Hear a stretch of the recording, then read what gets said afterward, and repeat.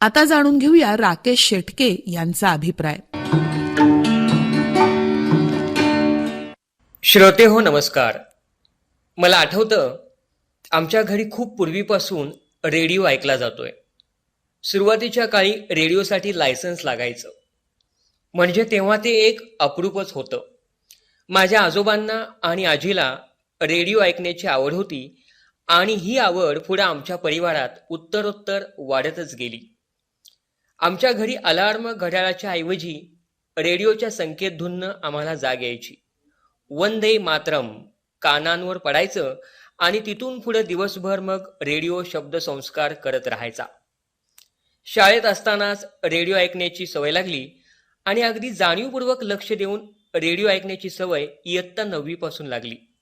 सकाळी झोपेतून जाग आल्यावर वंदे मातरम कानांवर पडताच आमची सकाळची गडबड चालू व्हायची. रेडिओ ऐकत ऐकत घरातल्या सगळ्यांच्या आंघोळी व्हायच्या. भक्तिगीतं, चिंतन, दिनविशेष इत्यादी कानांवर मंजूळपणे पडायचं आणि घरासमोरच्या अंगणात रांगोळी देखील सुरेखपणे रेखाटली जायची. रेडिओ देखील जणू आमच्या जीवनी सुरेख रांगोळीच रेखाटायचा. त्यानंतर सकाळी 7:10 बातम्या लागायच्या आणि त्याचवेळी घरी चहा तयार व्हायचा. कुठं काय घडलंय, क्रिकेटची मॅच कोणी जिंकली, शासनाची नवीन कोणती योजना, अशा अनेक साऱ्या बातम्यांच्यावर अगदी बारकाईनं लक्ष असायचं. सकाळच्या बातम्यानंतर विविध प्रकारचे कार्यक्रम रेडिओवरती लागायचे. त्याच्यामध्ये मग चला हसूया, प्रभातीचे रंग, विविध मुलाखती, हिंदी मराठी चित्रपट संगीत, सुगम संगीत असे भरगच्च कार्यक्रम भेटीला येत राहायचे. आपल्या आवडीचं, आपल्याला ज्याचं कुतूहल आहे ते काही कविता, काही गद्य लेखन, काही ललित लेखन याचं मनसोक्त वाचन करत असतानाच रेडिओवर सुंदर कार्यक्रम ऐकणं ही मजाच काही और आहे. रेडिओ ऐकायचो, रेडिओला पत्र पाठवायचो. एक श्रोता म्हणून रेडिओशी नातं घट्ट होतंच. त्यानंतर आकाशवाणी सांगलीवर कॅज्युअल अनाउन्सर म्हणून निवड झाली आणि रेडिओवर काम करण्याची संधी मिळाली. आत्तापर्यंत जो श्रोता म्हणून रेडिओशी माझा अनुभव जोडला होता, त्यात आता रेडिओवर निवेदक म्हणून अनुभव जोडला गेला. आकाशवाणीचा जेव्हा वर्धापन दिन असतो तेव्हा आणि मकर संक्रांतीला स्नेह मेळाव्याला श्रोते अगदी लांबून भेट द्यायला येतात. ते केवळ आणि केवळ आकाशवाणीवरील प्रेमापोटी. मग प्रत्येक श्रोता आपलं दैनंदिन जीवन आणि रेडिओ हे नातं उलगडून सांगत जातो. आमच्या आयुष्यात रेडिओचं किती महत्त्व आहे, तो आमचा सखा सोबती कसा आहे, असे अनेकविध अनुभव श्रोत्यांच्याकडून अनुभवायला मिळतात.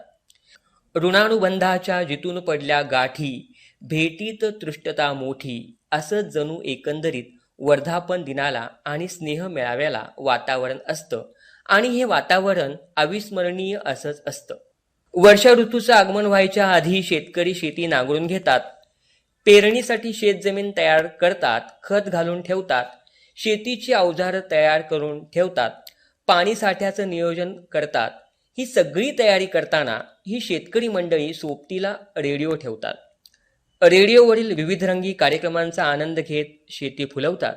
शेतीविषयक कार्यक्रमातून त्यांना शेतीबद्दल चांगलं मार्गदर्शन होतं. कृषी विषयावर आधारित विविध संवाद शेतकऱ्यांच्यासाठी जणू संजीवक बनून येतात. बहुजन हिताय बहुजन सुखाय असं ब्रीदवाक्य घेऊन वाटचाल करणाऱ्या प्रिय आकाशवाणीला 90 वर्ष पूर्ण होत आहेत, याचा खूपच आनंद आहे. भारत देशाच्या संस्कृतीमध्ये आकाशवाणीची कामगिरी ही खूपच मोलाची राहिली आहे. अगदी स्वातंत्र्य लढ्याचा इतिहास बघितला तर आपल्याला लक्षात येतं की आकाशवाणीचं महत्त्व किती आहे ते. उषा मेहता आणि भूमिगत रेडिओ स्टेशन, महात्मा गांधी यांनी तर रेडिओला दैवी आवाज असं म्हटलं होतं. नेताजी सुभाषचंद्र बोस यांनी रेडिओवरून भारतीयांना तुम मुझे खून दो मैं तुम्हें आझादी दूंगा असं म्हटलं होतं. यावरून आकाशवाणीचं महत्त्व आपल्याला कळून येतं. आकाशवाणी आपल्याला भक्तिगीते ऐकवून प्रसन्नता देते, आरोग्याची माहिती सांगून डॉक्टर होते, शालेय माहिती सांगून गुरुच्या रूपात भेटायला येते, कायद्याचं बोला असं सांगून वकील होते, पर्यावरणाची माहिती सांगून निसर्गदूत होते, कलावंतांना त्यांची कला सादर करण्यासाठी व्यासपीठ उपलब्ध करून देते. आकाशवाणी म्हणजे जणू आईच आहे. ती सगळ्या लेकरांना सामावून घेते. कोल्हापूर आकाशवाणी मी खूप लहानपणापासून ऐकत आलो आहे. कोल्हापूर आकाशवाणीवरील विविधरंगी कार्यक्रम मनोरंजनासोबतच ज्ञानात देखील भर घालतात. गंमत शब्दांची हा कार्यक्रम शब्दांबद्दलची सुंदर माहिती देतो. ऐसी अक्षरे रसिके हा साहित्यविषयक कार्यक्रमही मला खूपच आवडतो. अगदी 5 मिनिटांचा हा कार्यक्रम खूपच सुंदर असा अनुभव देऊन जातो. हुमानाचा कार्यक्रम विचाराला चालना देतो. गाणं मनातलं या कार्यक्रमाच्या माध्यमातून श्रोत्यांना आकाशवाणी बोलकं करते. कोल्हापूर आकाशवाणीनं आमच्या आयुष्यात खऱ्या अर्थानं रंग भरले आहेत. एकूणच आकाशवाणीमुळे आयुष्य हे इंद्रधनुष्यासारखं झालं आहे. 90 पूर्ण करणारी आकाशवाणी ही आमची सोबत अशीच करत राहू दे. आकाशवाणीबद्दल म्हणावंसं वाटतं, तुम जिओ हजारो साल, साल के दिन हो 50,000. धन्यवाद. श्रोते हो, आकाशवाणीची 90 याविषयी राकेश शेटके यांचा अभिप्राय आत्ताच आपण ऐकलात. आणि आता या टप्प्यावर